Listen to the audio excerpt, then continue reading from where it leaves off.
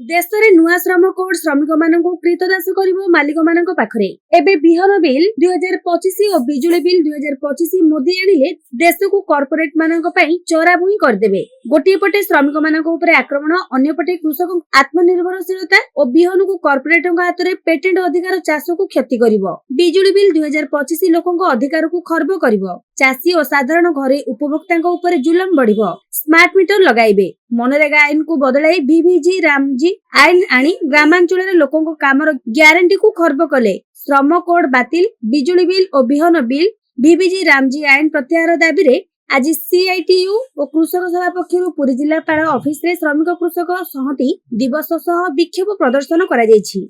एथिरे सीआईटीयू पुरी जिला संपादक शरद कुमार रायगुरु, कृषक सभार जिला संपादक भीमसेन स्वाई, जगन्नाथ देव, सुरेंद्र जेना, रश्मिता गोछिकार, मनोरंजन महारणा, बाहन परिडा, सुरेंद्र दलई, टूना नायक, गोविंद नायक और प्रमुख पूर्व श्रम आईन पुनः संस्थापन, मनरेगा आईन लागू करी 200 दिन काम 600 टंका मजूरी लागू करने को कहिथिले। आसंता फेब्रुआरी 12 तारिख रे भारत बंद पे आह्वान करथिले शरद कुमार रायगुरु।